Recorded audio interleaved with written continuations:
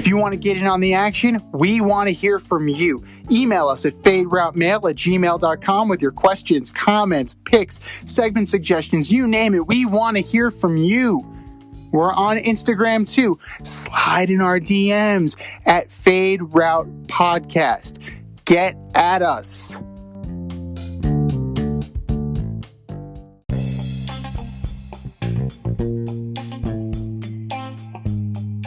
Welcome to the Fade Route with D and Z. Here are your hosts, D and Z.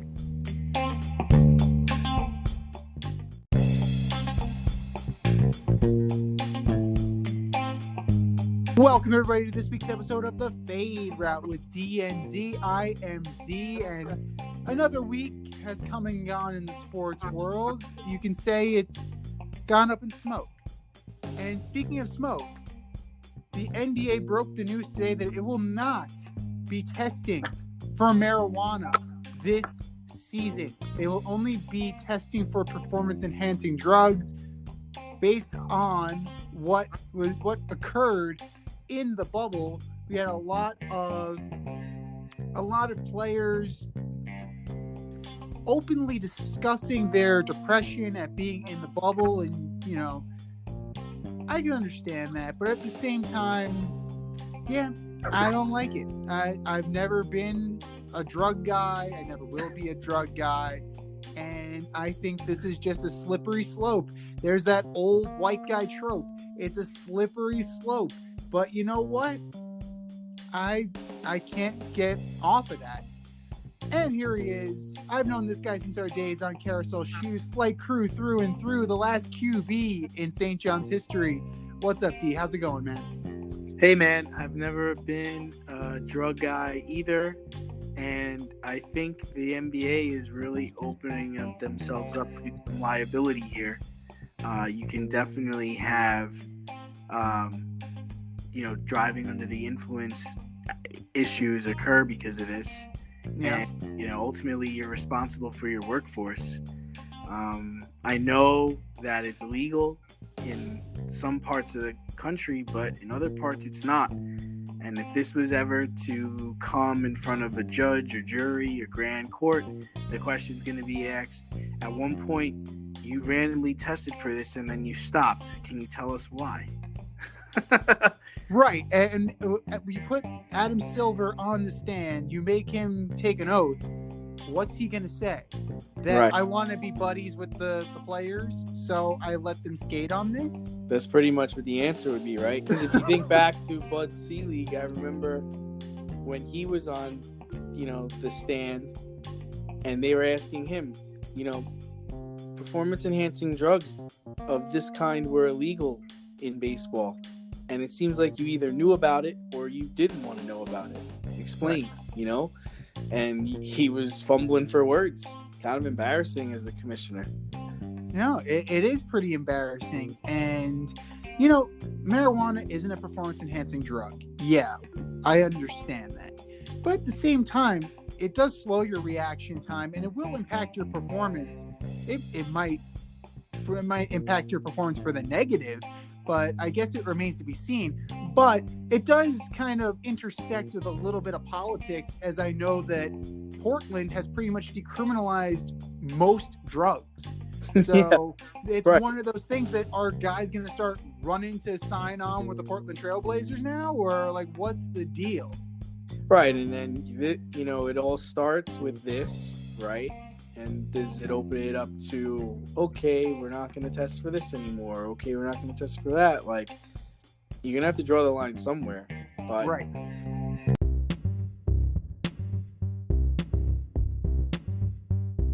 It's time for the fade-in, where we give a nod to the trending sports stories of the week. At the end of the day, I think a lot of people in Houston are taking advantage of this new rule because they decided to trade for John Wall. And with the Washington Wizards this week, it was a deal that included Russell Westbrook, John Wall, and a protected first-round pick. I'm not sure how I feel about it. I can see what Houston's doing. They're trying to get some draft picks. They're trying to get younger. They're like, all right, we'll try this Boogie Cousins, John Wall thing out. We still got Harden, even though he's probably going to leave. And if you're Washington, you run to the table to sign this, right? It's like, yeah, well, we'll take Russell Westbrook. Yeah, send him over. Yeah. We got shooters here, and we don't even know if John Wall can play. He hasn't played in 2 years.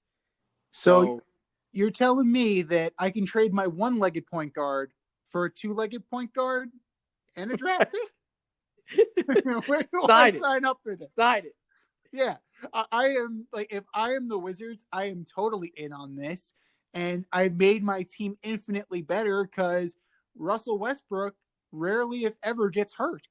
And he actually played basketball last year. Yeah, I know. I mean, it remains to be seen what he can do with Bradley Beal, but that is infinitely more intriguing than John Wall and Bradley Beal because we've seen them play. When it's good, it's good. When it's bad, it's a fucking catastrophe.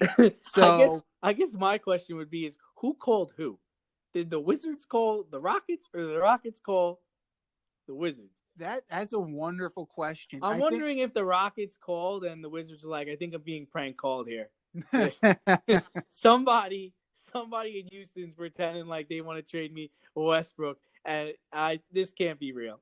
Well, from what I've heard, that this was on the burner for a little while now, and it's only really come to light recently. But both sides of this definitely were eager to do it, and both brand new GMs want to put their stamp on the team.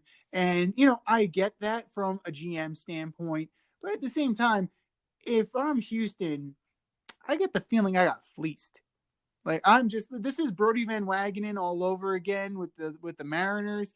So, I mean, you're chasing a name, And yeah, but maybe the mentality there is also like, listen, we are not going to compete with the Lakers this year.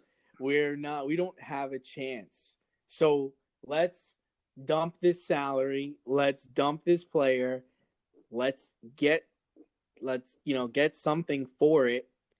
And, we'll try to figure out this Harden thing. Right. I mean, if you're the Wizards, I guess your mentality is he's gonna drive and kick the ball to shooters, right? Because Westbrook can't shoot anymore. He shoots 30% from three. He doesn't like he doesn't like people calling him a bad teammate, but he's from all I can see is he's not that great of a teammate. How many guys? How many times does it need to happen? Right. And then if you're Houston, you're like, okay, we got Boogie Cousins, right? And we got John Wall, and they're both probably going to try to prove that they can still play.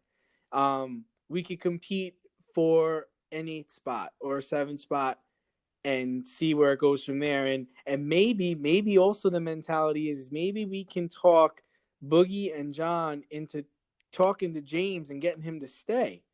Maybe that's the other thing you think about. It's like, listen, I don't know how John Wall is coming back from this injury, but at one point, baseline to baseline, he's probably the fastest point guard in the league, and he's got height to him.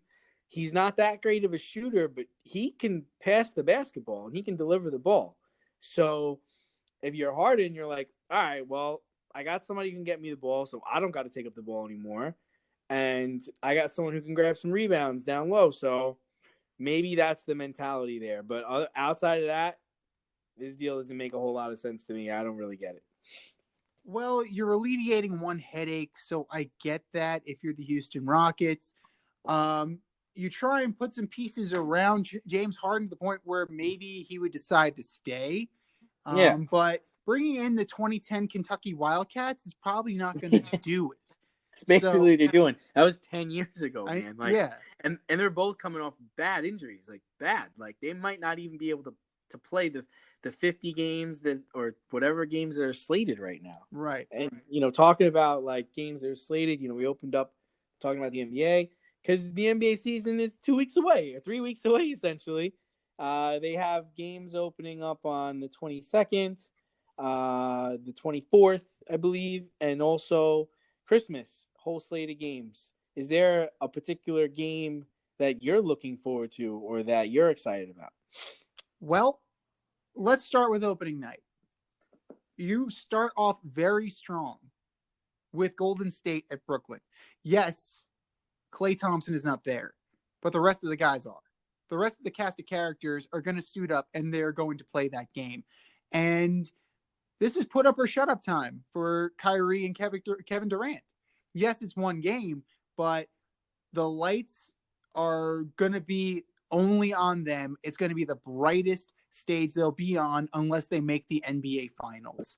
And that's one game that is extremely intriguing to me. Christmas Day, Golden State and Milwaukee, another one that should be potentially good. If not only for the fact that they'll be whispering sweet nothings in Giannis's ear. Like they got caught 2 years ago, I think, and Steph Curry was like, "Oh, I just gave him my gamer tag, like we're just gonna play some Xbox or some shit like that."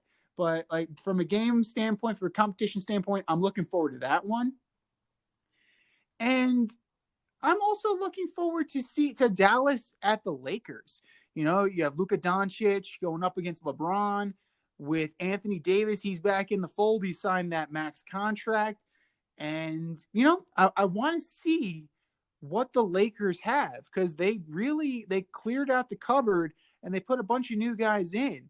And I want to see how they're going to gel in roughly 10 days' time. I definitely want to see how they're going to defend their crown. And what about you? What are you out of the first few slates of games? What are you excited for?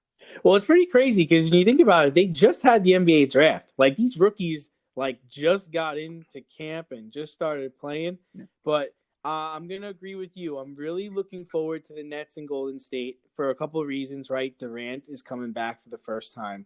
He's gonna be playing against his old team. Right. He's gonna be playing with Kyrie Irving. First time we're seeing this. We're also gonna get to see James Wiseman. We're gonna get to see how's Golden State playing without Klay? What's this new team gonna look like? Right. And then my next game that I'm excited about is I'm really excited to see the Suns and the Mavs, Andre Booker and Doncic, CP3. That's gonna be a good game. That could be a serious playoff game at some point. That's gonna be sneaky good. So that's gonna be I think that's gonna be sneaky good. I like what the NBA is doing, and I think this is going to be their format moving forward. I really, truly believe the days of starting in October or November are over. This is going to be what they want to do. They're going to start Christmas week, Christmas Day, Christmas Eve. This is their opportunity to get viewers, to get excited. And this is a great marketing tactic. I think they've been trying to do this for years, and yeah, it should be fun. Yeah, I mean, they just need the opportunity, and they really do own that time because the NHL, they take off for the holidays. The NFL, sometimes it runs concurrent with their schedule. Sometimes it doesn't, but you always have a Christmas game for the NBA. So they are becoming that early winter constant, and that's great for them in terms of marketing and that puts eyeballs on them. So with any luck, they're not impacted negatively by such a truncated preseason to where these games that we are looking forward to are just ugly. I remember back when we had the issue with the players in the NFL, and yeah, the games were ugly because you had people missing time. They were coming back. And, they treat the preseason like a joke, and, they suffered for it. And, it's going to be a quick turnaround for the officials too. So it's one of those things that they need to kind of shake the rust off as well. And, I'm prepared to kind of let the first 20 games or so slide just because guys need to get their sea legs under them. Guys need to gel with their new teammates. But the game, the superstars of the league will show up. It's the other guys that I'm concerned about. Yeah. Yeah, the superstars are definitely going to play. It's going to be a great opportunity for them to take advantage of the end of the NFL season. They're just getting started, and they're going to make good money. Oh yeah. One of the teams that doesn't seem slated for at least the opening night is LaMelo Ball, and the Charlotte Hornets.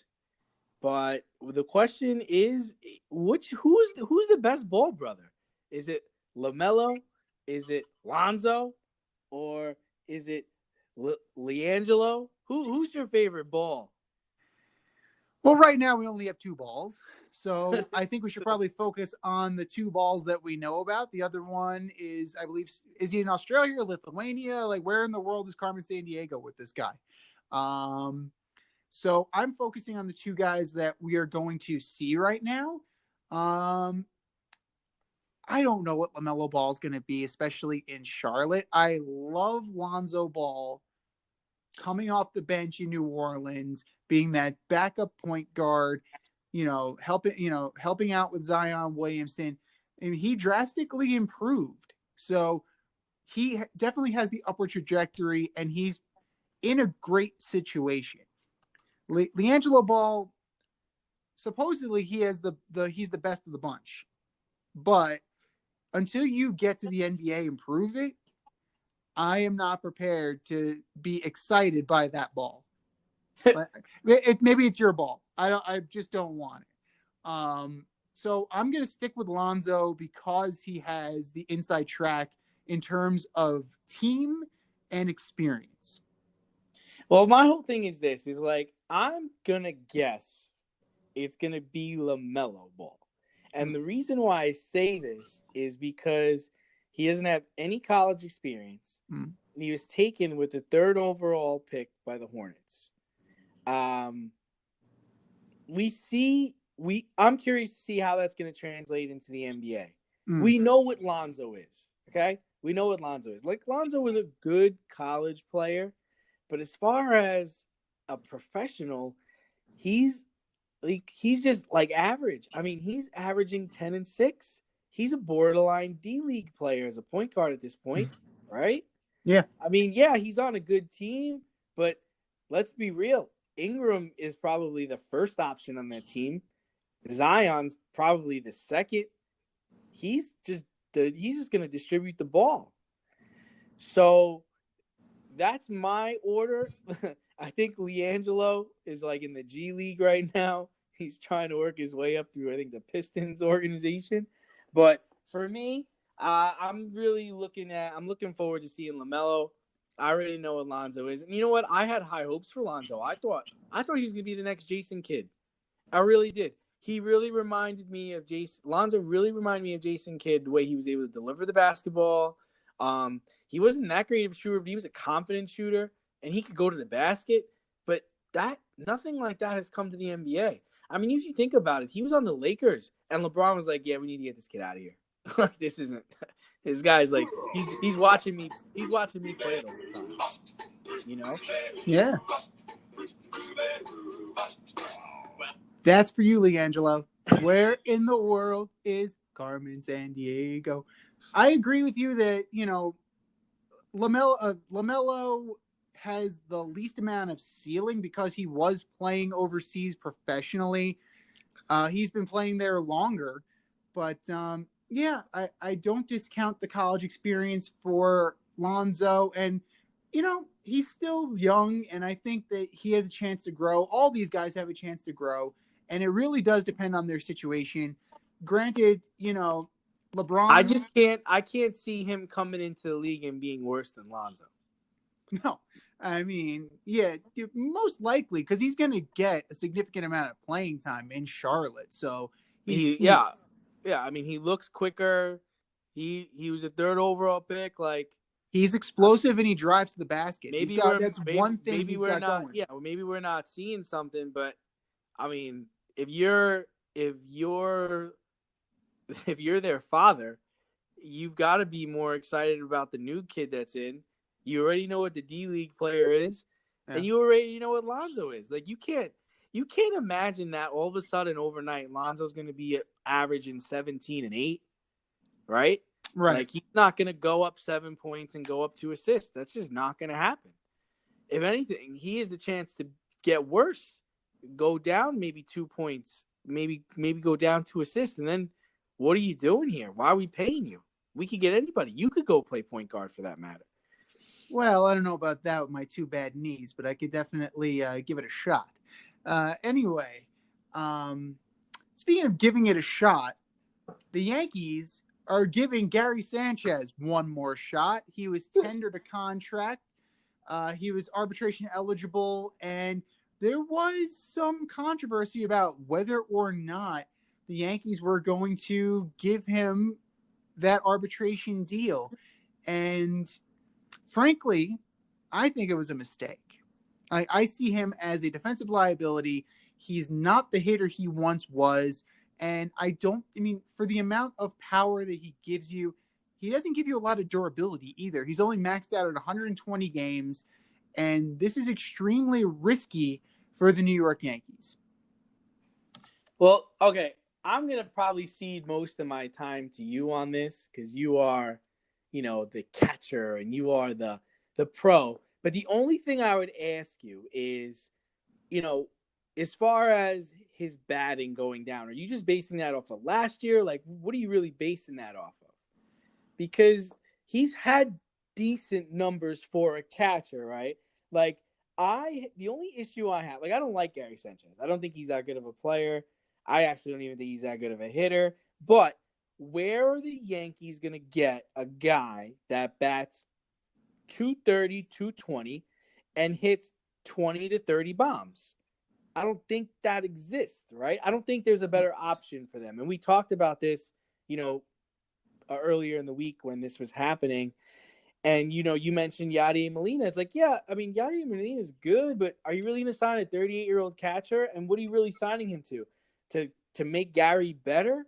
Or you're going to try to replace Gary? Like, that's the only thing is, I don't see what other options the Yankees had. And I think we talked about maybe Boston would jump in there or maybe even Toronto or something. But I don't see that. Like, the best case scenario for Gary would have been if they determined, right, that the DH was going to be universal this year.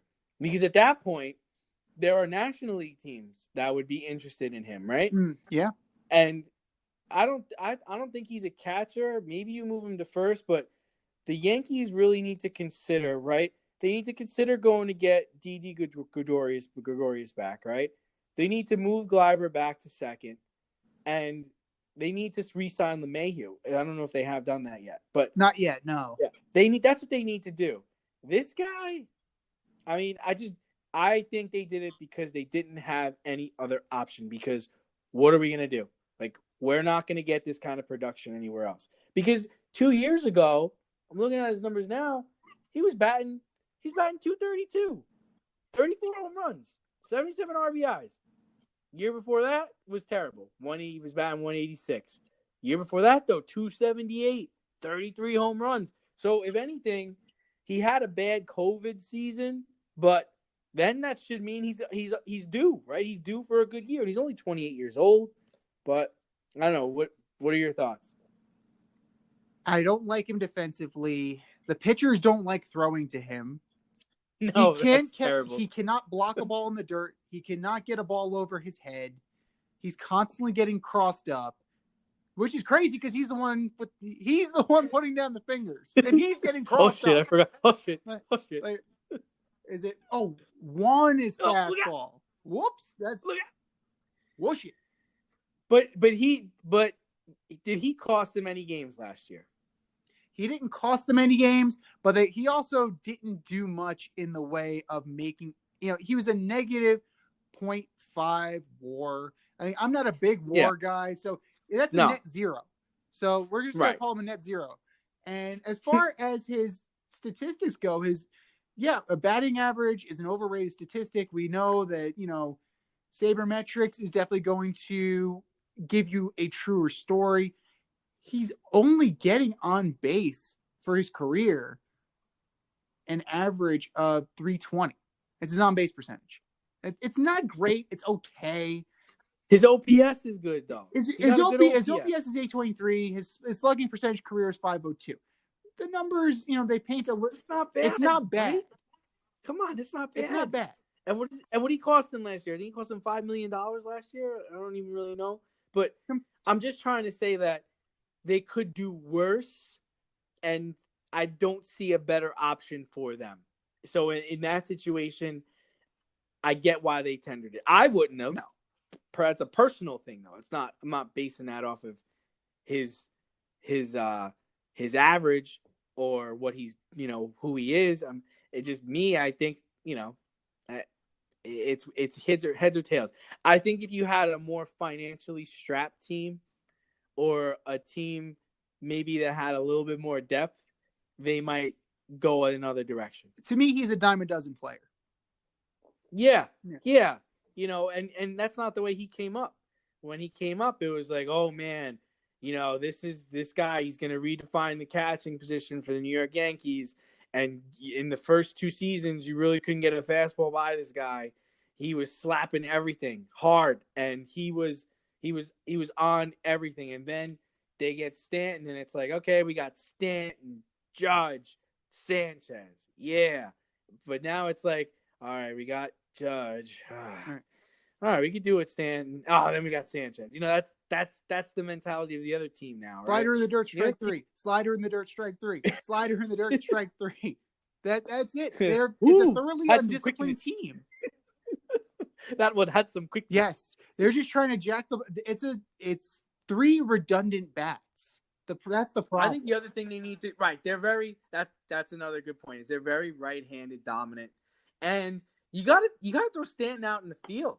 Like, he got to go play the. Why is it that he can play the field for the Marlins, but he can't come play the field for the New York Yankees? Like, the less you play him out there, the worse he's gonna get out there. So utilize him. You're paying him. You're paying him all this money. Put him out in the outfield. Make him bag groceries. Do something. No, he wasn't a terrible right fielder. I mean, he was borderline good. Like, he was decent. He's a baseball player. Player. No, of course. Like, I mean, in Miami, he was a decent fielder. He's not, he's not Ichiro. Like, nobody's Ichiro. But, I can see why they would want to protect their investment, especially, since the Sun Field at Yankee Stadium is more difficult than playing in a dome in Miami. I will cede that. But the only way you get better at it is you stick him in the outfield. I mean, you let Miguel Andujar play the outfield. Well, what's wrong with this guy? Andujar! Right. The Mr. Trade Bait himself. Like, he played the outfield. Why can't Giancarlo Stanton? So the worst thing that could have happened for the Yankees was that Giancarlo Stanton decided to stay. Because they were. Yes, I'm going to. I want my money. Give me my money. Damn. Now. Damn it. I want an unmarked bills. But, it would have behooved the Yankees if he left, because you open up the DH. You could put Voit there some days. You put Judge there some days. But that's another thing, right? They should probably trade Luke Voit now. Like, his value has never been higher. It's never going to get any higher than it is right now. It's never going to get any better. Absolutely not. It's not going to get any better. Move him now. Trade him now. There are teams that will take Luke Voit, and if you re-sign LeMahieu, you do not need Luke Voit. You don't need him. No, agreed. But at the same time, like, I can see where Luke Voit's value is, especially as a backup plan if they don't get LeMahieu, because I know Toronto is going hard after him. The Nationals are going hard after him. The Mets are going hard after. I mean, he's got suitors. The Yankees aren't the only game in town for once. So that's the thing that I find very interesting. The Yankees, they're used to being that team that, is the destination for the high-priced free agents. And now there's competition. Before, it used to be the Yankees are going to get used as a bargaining chip. Now, I'm not even sure that's the case, especially with Steve Cohen and his brand new billions of dollars and that beautiful money. They're setting the tone. So it remains to be seen what actually is going to happen. It's a very intriguing time for Major League Baseball free agency. And speaking of an intriguing time, wow, the Ravens, they had a week. They had a heck of a week. Lamar Jackson down with COVID. One of the coaches down with COVID. Ingram, Dobbins. Their game got postponed twice. And even then, they only lost to the Steelers by 5. RG3 started. Trace McSorley finished. Trace McSorley is now their only quarterback who's good to go. But we're going to talk about the Ravens more in our pick segment. But this is about the Steelers. You had a team that was on the ropes, ravaged by COVID, and you can only win by 5? You can only muster 19 points? Like, how vulnerable are the Steelers right now, and who do you have picking them off, if you do? Yeah, I mean, Mike Tomlin called the win a junior varsity win, and it kind of looked like that. I'm not sure if he said that to rile his troops or what, but I mean, they really did almost lose that game. I mean, if Robert Griffin doesn't get hurt, and if the Ravens manage that clock a little better, they're gonna win that game. I truly believe that. I think we saw how vulnerable Pittsburgh can be. I'm not in love with their offense right now. They're so pass heavy. I've been saying this a lot, and it's not just because James Conner is my fantasy running back, but they are. I've tracked this. They are almost 80% pass when they are within the 10-yard line, like going in. Like they are 80% pass, and I'm not just talking about like I'm under center, I'm dropping back. They are like 5 wide, empty sets, pass. Like, come on, that's a little crazy. I don't like the play selection. I don't like the way Ben looks. I have them. In our pick segment, I have them actually losing this weekend to Washington. Because I'll tell you right now, Washington's going to get after him. They're going to get after him. No Pouncey because he's on COVID now. Okay, and if they don't get knocked off by Washington, wouldn't be surprised if the Bills do it. I think the Bills are capable, but the Colts are definitely capable, especially defensively. So that's where I got Pittsburgh right now. Very concerned with that game.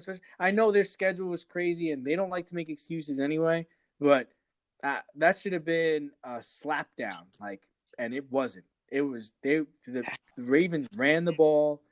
The Ravens did what they wanted to do. And if you remember, the Pittsburgh was lucky enough to get a pick 6 at one point. So really, the offense only really scored, didn't score that much. That's true. A lot of drop passes. Chase Claypool, Deontay Johnson, Schuster, everybody dropping the ball. Ben's laid it in there perfectly. He couldn't throw it any better, and they're dropping it. Against good teams, that is not going to work. You play the Kansas City Chiefs and you drop third down passes, Kansas City's going to get the ball and score. I don't care how good your defense is. Like, nobody's running with Tyreek Hill. No. So, I think they should really be concerned. It'd be interesting to see how they play Cleveland. I think Cleveland's like the last game of the year for them because Cleveland's playing well. I mean, they haven't played good against good teams, but you could get surprised. The Steelers are very vulnerable, and to be honest, any of these games, with the exception of the Bengals, could be a loss. And the Steelers-Bengals could have been in that group as well if Joe Burrow did not get hurt. It's very disconcerting. If you're Mike Tomlin, you definitely need to kind of tighten things up. You're trying to play like the Chiefs. You're trying to play with like a spread offense, but the Chiefs discovered a running game with Edwards-Helaire and to a lesser extent, Le'Veon Bell. And you're not going to, you are, by playing this way, you are prepping to play from behind. And you set the tone by running the goddamn football. Damn it. God damn it. You run the football to set up the pass. That is the Pittsburgh Steelers for crying out loud. Exactly. I shouldn't have to tell you this. Like, you're the Steelers. Like, you should know this. But I definitely could. And they got 3 backs. Yeah. They have 3 perfectly capable backs. The rookie Anthony McFarland looks great when he gets the ball. Like, he looks great.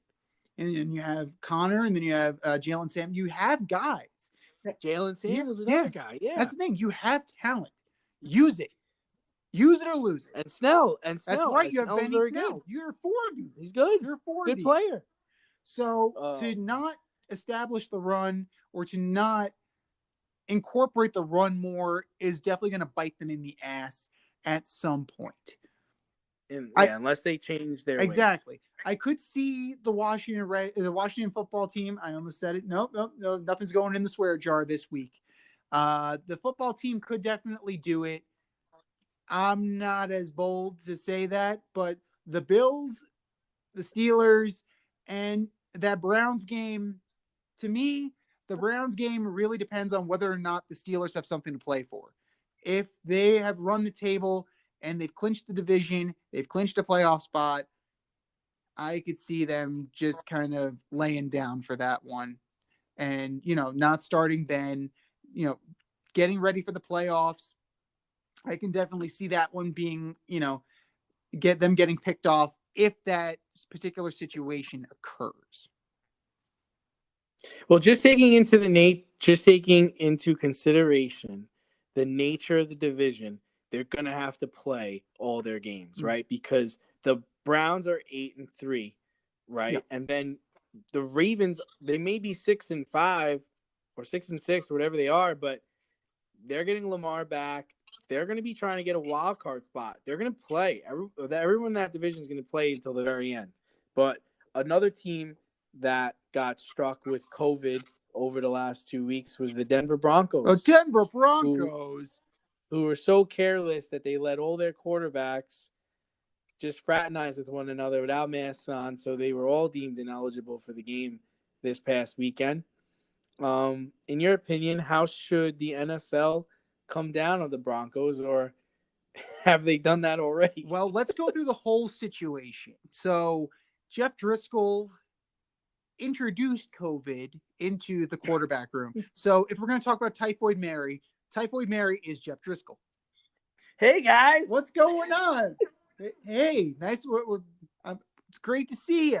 Let's take our masks off. Let's just hang out for a little while. I haven't seen your face since forever.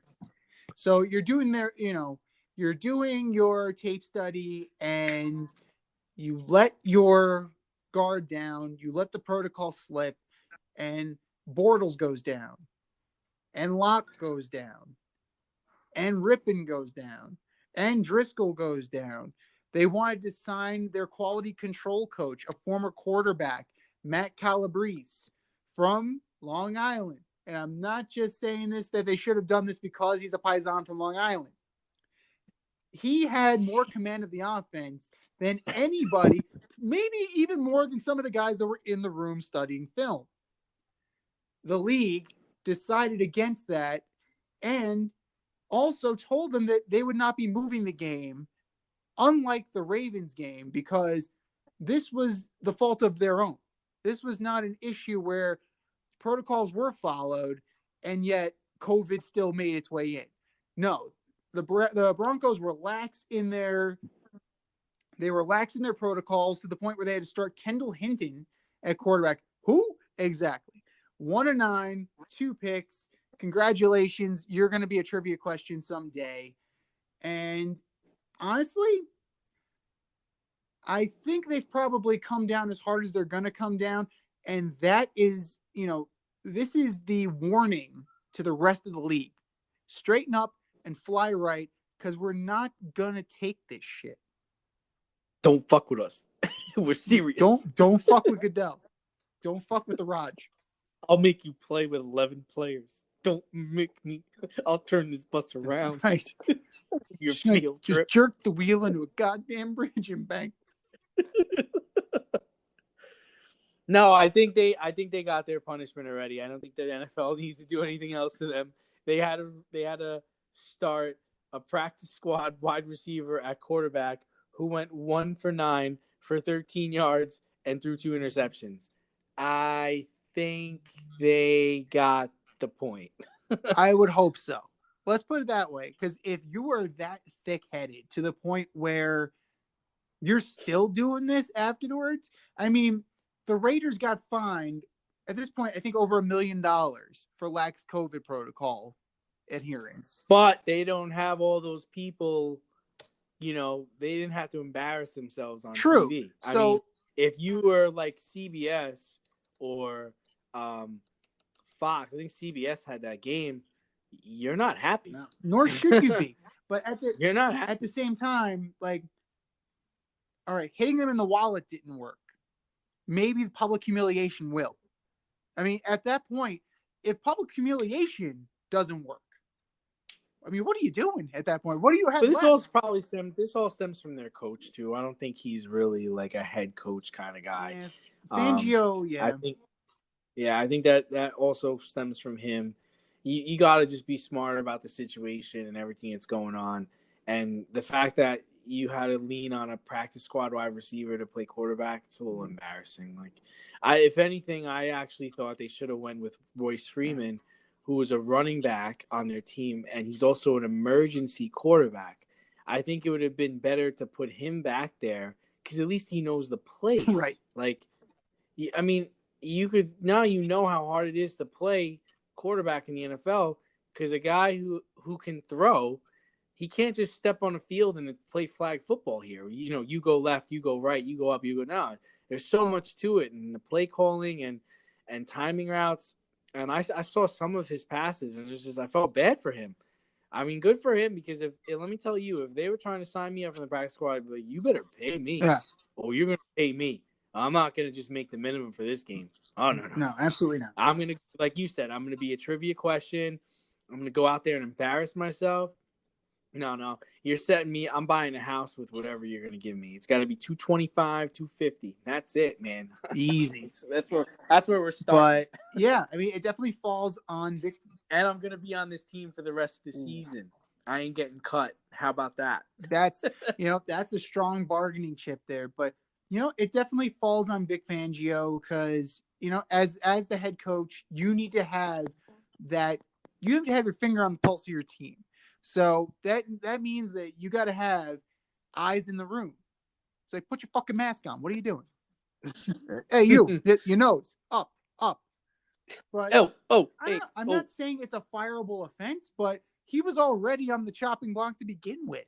So yeah. it definitely makes things worse. So Vic Fangio doesn't have a pulse on his team, but someone who does have a pulse on their team is Pete Carroll, and the NFL decided to reinstate Josh Gordon, and he's going to be playing for the Seattle Seahawks. So does that bother you at all? Do you think there's any point to Josh Gordon joining the Seattle Seahawks? I mean, it doesn't bother me just because he's under contract anyway. I mean, he was going to come off eventually. It doesn't bother me. It's the last 2 games. Why bother? That's my thing. Why bother? He's not going to play. He's not going to be playoff ready. I don't know if he's in shape because, I don't think he's allowed to practice at the team facility. I don't think he's allowed to train. So whatever he's doing on his own time, Oh, we know what he's doing on his own time. We know his track record of what he does on his own time, and that's the issue. So to me, like, I don't get it. I'm not bothered by it, but at the same time, it's kind of pointless. My whole thing is this, he's bounced around so much, and everywhere he's gone, he's kind of had this issue. I think the reinstatement and him actually playing doesn't have a lot to do with football, if you know what I'm trying to say. Like, this guy clearly has a problem, and I think teams are trying, and the league is trying to help him. Yeah. Because if he could just clean himself up and walk a straight path for long enough, he can play in the National Football League where there's structure, where there's something that keeps him busy. So I think these are just people giving him chances and trying to help him out because it's the only way they can help him. Yeah. And one guy, and at the end of the day, if he is able to get out there and play, I mean, you're talking about a pretty formidable receiving core with Lockett, Gordon, and Metcalf. So there's incentive there for him. Absolutely. And to be fair to him, Josh Gordon's demons definitely stem from his mental health issues. And I get that. I'm not trying to be insensitive to him. But you know what the NFL should do is another wide receiver in the past has struggled with mental health issues, and that's Brandon Marshall. Brandon Marshall struggled with bipolar disorder for years before finally, through therapy and through the right medication, finally got his head on straight and he became a productive player. Put Josh Gordon in contact with Brandon Marshall just to have a sounding board, and to say that I've been there, man. I've been there, brother. And this is what worked for me. Maybe it will work for you. And just maybe knowing that he's not alone and that he's not going to be punished, maybe that's something that would kind of straighten him out a little bit. But I don't know. 2 games is just kind of eh. Yeah, I mean, we don't know all the things that they've tried, but, one thing's for certain. For 2 games, he's going to have a job. But at the end of this year, there's going to be a lot of coaches that do not have a job. So right now, who are the guys that for sure are not going to be back next season? What are some bold predictions you got for this? Well, I don't know about bold predictions, but let's already set the tone. Matt Patricia got canned after Thanksgiving, and we kind of knew that was coming eventually. There's just the way the uninspired play of the Detroit Lions. Vic Fangio, not a great head coach, not a great CEO. Brought in Pat Shurmur. Pat Shurmur stinks as an offensive coordinator. And he sucks as a head coach. So fuck you, Pat. So Fangio's probably going to be out on his ass. Maybe Mike Zimmer for Minnesota if they kind of tank again, because I don't see the owner of the Vikings putting up with this. They were a ready-made team. They were a playoff contender, and this had to be a little bit of an embarrassing year. And the boldest of the bold, if they don't make the playoffs or if they don't make a run in the playoffs, Bruce Arians and Byron Leftwich, goodbye, adios. And we had this conversation in our production meeting. They're out, and I see Josh McDaniels in. Big time. I can do this. I mean, it's New England like a South, 2007, like a 2007 Patriots on you. That's right. Randy Moss will come out of retirement. Shit. Wes Welker. All of everybody. But and he's like the biggest fish, I think, depending on what happens the rest of the season. I don't have any bold ones. I have a couple of layups. So my first one is Gase. That's a layup. Whether they go 1-15 or 0-16, he's going to go. I watched their press conferences today, and it's just an embarrassment. It's like Rich Cimini's asking him. He's like, yo, it looked like you were calling the plays, but I thought Laser was going to be calling the plays from now on. He goes, I wasn't calling the plays. And he goes, but you could, and he's telling him a specific point in the game. He's like, well, I just called the plays on 3rd down. It's like, wait a minute. What do you mean you just call the plays on 3rd down? Well, I call the plays in the red zone too. So you're calling the plays. What are you talking about? I thought this guy was calling the plays. Why are you still calling the plays? Nobody wants you to call the plays, Adam Gase. These are not the droids you're looking for. What kind of bullshit Jedi mind trick is that? Oh my gosh. It was just embarrassing. And then they tried to talk to Laser about it. And he's like, you have to talk to the head coach because I'm frustrated. Like, that's what it looked like he wanted to say. He said, no, you have to talk to the head coach. I'm not going to answer that question. And it was more like, yeah, I don't know what's going on here either, Rich. I thought I was calling the plays too. I did once. I did once. And we got a first down. It's amazing. I think Doug Marone's gone. I think Doug Marone and Romeo Crennel will be gone because they're going to have new GMs. Yeah. So the new GM is probably going to want to pick his coach, which is understandable. No, of course. And then Nagy's definitely gone. They brought this guy in to win with Mitch Trubisky. I mean, I think that was part of his interview. It was like, hey, we have Mitch Trubisky. Do you think you can win games with Mitch Trubisky? Well, when I was in Kansas City, we wanted to draft Mitch Trubisky, but we had to draft Pat Mahomes instead. oh, so you can win with Mitch Trubisky? Yeah, I can win with Mitch Trubisky. Yeah, I can't win with this guy. I can't get first downs. I got to rely on a defense score. No, this dude is out. So those are the guys. I don't have any bold ones. We talked about Bruce Arians. I mean, there's a chance, but a part of me thinks that, they're going to want to go a full off season where they're actually able to install an offense and collaborate and talk with one another. Maybe Byron Leftwich leaves. Maybe that's what happens. But I think they're going to try to give it another year, especially if they're able to make the playoffs. It definitely remains to be seen. We need to figure out. I mean, the owner has definitely gone all in. He's definitely winning now. One of the interesting things that came out today is that Michigan legislatures are trying to pressure the owner of the Lions to hire Robert Saleh away from the San Francisco 49ers. For those of you guys not totally up on 49er org chart, he is the defensive coordinator and very well respected, great player, a great coach. His players love him. I don't know. I feel very weird having politicians try and tell the owner of a football team who they would like as a coach. Yeah, I get he's from Michigan. I get he played college ball at Michigan. But, I'm the owner of the team. Don't tell me what to do. Save that booster ship for college. Yeah, I kind of agree with you on that too. But also, they're probably looking at it from an economic standpoint. They'd like to see the team win. They'd like to see, more money come into the area. I think they're seeing that with Cleveland. Like, they're seeing how the difference of Baker Mayfield and a decent coach, the difference it can make in that town. So they're probably just trying to do something of that nature. Time's running out on Matthew Stafford, who you would think was this terrible player, but he's actually a very good quarterback, and you're running out of time. So I do have a problem with it. I guess I do.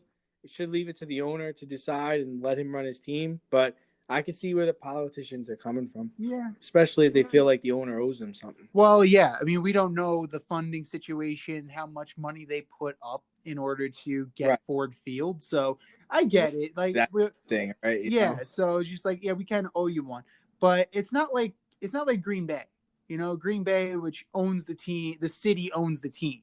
So, like, I get where you would want to have a little bit of say in that, but yeah, it just smells to me. And yeah, I keep the politics out of my sports, please, with sugar on top.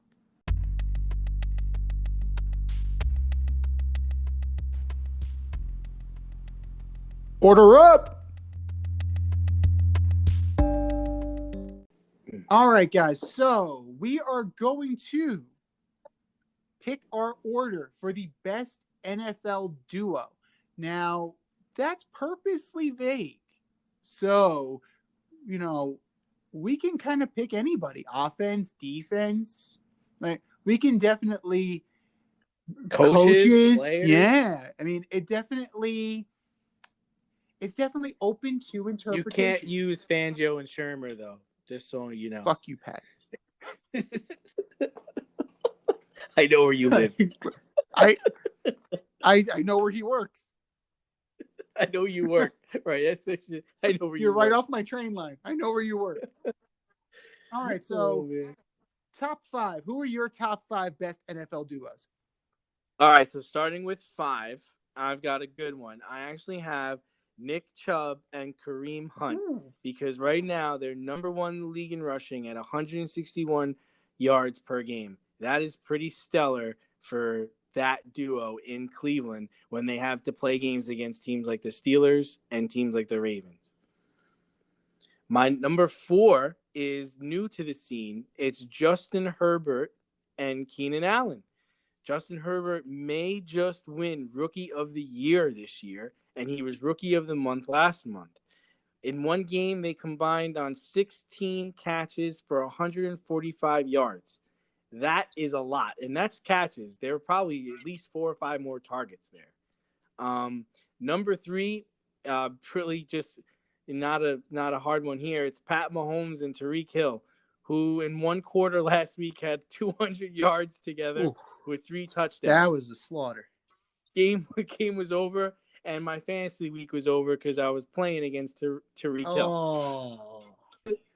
Number 2 for me is Russell Wilson and Pete Carroll. And the reason is because Russell can compensate for bad coaching, bad defense, and offensive miscues. They're like the perfect match because Russell is that kind of player that Pete can go to him and he can get him to do whatever he needs him to do, and he can be that guy.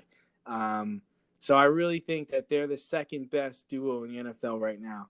And the number 1 duo, this will probably surprise you, looking at the numbers, it's Davante Adams and Aaron Rodgers. Reminds me of Peyton Manning and Marvin Harrison. They just give each other a look, or they're in sync with one another. He's just so gifted at being able to track the long ball while it's in the air and make effortless catches. And he's just always ready. Davante Adams is always ready for the ball, and Rodgers is always able to deliver it to him. So that's my 5 for order up. It's very funny that Davante Adams and Aaron Rodgers are your number 1. They're my number 5.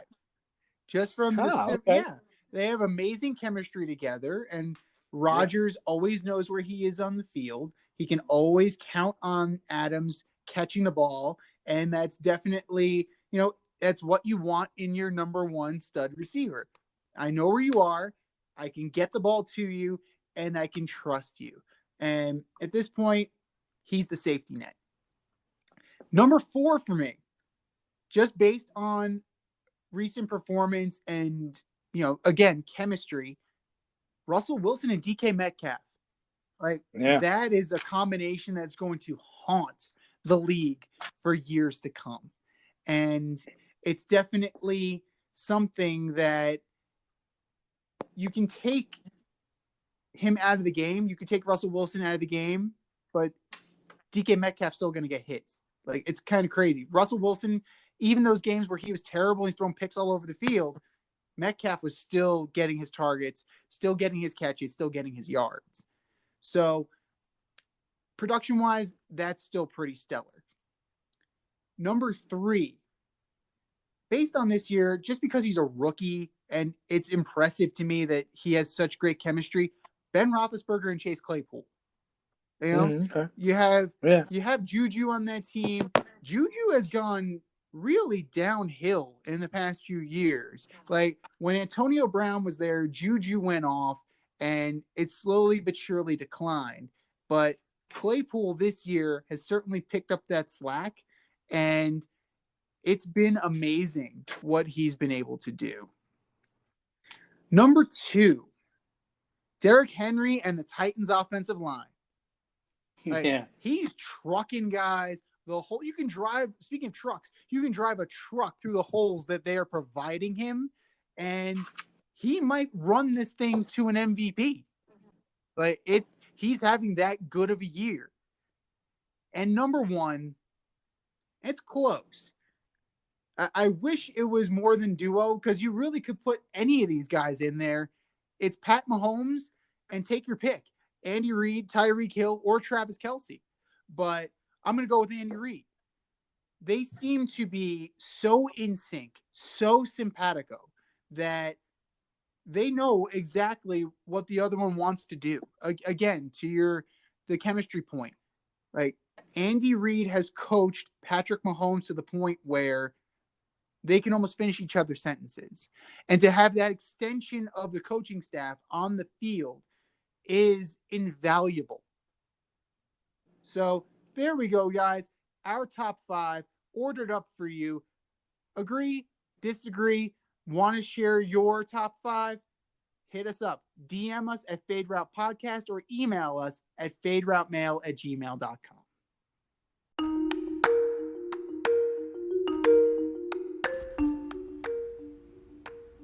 Time to see what's cooking this weekend, sponsored by As You Eat It, only on YouTube. That's AZ You Eat It. Check it out today. All right, brother. It is time for our picks. How'd you do last week? I crushed it last week. Crushed it. I won 11 games. Yes. So whoever followed me, you're welcome. A humble brag, if ever there was one. I also brought in 11 games. So we are on. Remember, we were talking about fingers on the pulse? We got our fingers on the pulse of this league right now. So definitely consult us before making any wagers. First up, Browns at Titans. Who you got? Man, that's going to be a good game. I think we're going to learn a lot about both teams in that situation. And I'm going to have to go with Derrick Henry and the Titans. I agree. It's not going to be the bloodletting that I usually predict with the Cleveland Browns. The Browns are slowly but surely impressing me. I'm not saying they're winning me over. I'm saying they're impressing me, Cleveland. There is a difference. But there's an indomitable force on the other side of that football, and his name is Derrick Henry. He will not be denied. He will not be stopped. No, he will not. It's like Little Giants when you had those six guys jump on his back. That's what it's going to be. In a surprise this week, this will be the second time this year I'm doing this. I am taking COVID over the Raiders. I'm taking the Jets to beat Vegas. Oof. You're a brave man. You're a very brave soul. I just can't do it. I can't join you on that ledge. I'm going to take the Raiders, and I think Josh Jacobs is going to have too good of a game for the. No, he's out. No. He's out. Oh no. He's out. That I still can't take the Jets, even without Josh Jacobs. Yeah, Darren Waller, you have Ruggs, you got Carr. Yeah, I think it's still too much. Okay. I have the Vikings beating the Jaguars. Yeah, I can definitely concur with that. The Jaguars are going nowhere fast. Doug Marrone's probably going to get fired at some point. The Khan family is none too pleased with the results. And Dalvin Cook had a down week last week. I don't think surprisingly down week. I think he's going to have a major bounce back. Yeah, I am taking the Dolphins over the Bengals. It's not even close. The Dolphins are much better than the Bengals. It would have been closer if Joe Burrow was there, but Joe Burrow's not there. So JB, say what you will. I'm taking the Colts over Houston. I was a little bit in a toss-up with this one, but ultimately I think without Fuller, Indy will play better defense this week, and they'll take them out. We didn't even talk about that. How stupid Will Fuller is. You're having the best season of your career, and now we know Clearly why. We know why. That being said, I can't take the Texans in good conscience. I, like you, was coin flipping this one, but the Colts need this game. The Colts got to win. Surprise. I don't know if it's surprise, but I'm actually going to take the Lions to beat the Bears. Matt Nagy sucks as a head coach. Trubisky sucks as a quarterback. I don't know what to expect from Darrell Bevell as a head coach now that Patricia's out on his ass, but I too am taking the Lions. It can only go up. Only go up. I'm actually taking another upset. I've got the Falcons beating the New Orleans Saints. You love you some Raheem Morris. Raheem! Yeah. He's going to try to win the head coaching job this week. I'm impressed. I'm very impressed by Raheem Morris. I think he's going to take the interim tag off of that. They're definitely going to make him the head coach just based on the performance of the team had and where they started with Dan Quinn. But I'm taking the Saints. It's going to be closer than people think, but I'm just going to run with the Saints on this. Okay. No Daniel Jones this week, so I'm taking Seattle over the Giants. The Seahawks are the better team. As a Giants fan, as a realistic Giants fan, got no shot. We had no shot with Jones. Now you're putting McCoy in the mix. You have even less of a shot. Who's a good quarterback? He's decent. He's a decent backup. He's what you want. You know, but player. he can play. But play. that Seahawks defense is actually it's rounding into form. Jamal Adams, you have Snacks Harrison, you traded for Dunlap. They got some players on that side of the ball, and it's slowly but surely rounding into form. I don't see them having a good day. Good game. Rams against Arizona. I'm taking the Rams. This has a lot of ramifications here. This could really hurt Arizona's chances of making the playoffs. It absolutely could, which is why I'm taking the Cardinals in this game. I think they show up and they put together a solid performance. The Rams' effort is sometimes inconsistent with them, despite their record. I see some holes there, and the Cardinals might be able to exploit them. I think Kyler Murray, is going to have a good game. I believe the shoulder is better, and DeAndre Hopkins against Jalen Ramsey is going to be a very intriguing matchup. I got the Patriots over the Chargers. This is tough. This is very tough. The Chargers have proven that they are talented on the offensive side of the ball. The Patriots, they're lying in the weeds. Anthony Lynn scares me as a head coach. Like, he finds ways to lose games that they should win. So that's why I'm taking the Patriots. Really easy one. I'm taking the Packers over the Eagles. Question. Jalen Hurts, how many snaps does he get? 2, maybe 3. That's it? You think so? Yeah. I don't know. I think he's going to have more. I think he's going to be involved more in the offense. That being said, the Packers are a steamroll. I have another upset for you. I think the Denver Broncos are upset, and they're going to beat the Kansas City Chiefs this weekend. That's very bold. You're a very brave man. The Broncos suck. I'm sorry. They are just terrible. And the Chiefs, they could overlook this game, but they're not gonna. I got the Chiefs. Divisional games are tough. But the Chiefs are a juggernaut right now. Okay. I'm taking another upset. We talked about it earlier. I got the Redskins beating the Pittsburgh Steelers. One of 2 Monday night games this week. Oh, sorry, the Washington football team. Put it in the swear jar. $1 in the swear jar. I'm going to take the Steelers. It's going to be close. I think the Steelers win by a field goal as time expires. Alex Smith, as up and down as he's been rounding into form. Antonio Gibson is a good running back. Terry McLaurin, a very good wide receiver. Chase Young is going to make Ben move. But when it all boils down to it, Steelers win by 3. 49ers are playing Buffalo. 49ers are not allowed to play in their stadium, so this game is being played in Arizona. I am going to take the disgruntled 49ers. This is a tricky game. The 49ers are playing a lot better than we're letting on. I just think the Bills are finally due to show us who they are, and they're going to take home this division. Josh Allen's going to have a heck of a game, and I got the Bills. And the last one, I am taking Baltimore over Dallas, regardless of McSorley or Lamar Jackson playing quarterback. I think they get the job done. If Trace McSorley plays, and he's the only one available right now, I cannot see the Dallas Cowboys losing this game. No, I'm going to take that's a bit of an upset. I got Andy Dalton, the wily experience of Andy Dalton. The Red Rifle is going to fire a shot into the playoff hopes of the Ravens. All right. Well, that takes care of our pick segment. Thanks for tuning in tonight. You can catch our podcast Friday nights on the Anchor and other podcast outlets. Until next time, stay faded, everyone. Thanks a lot.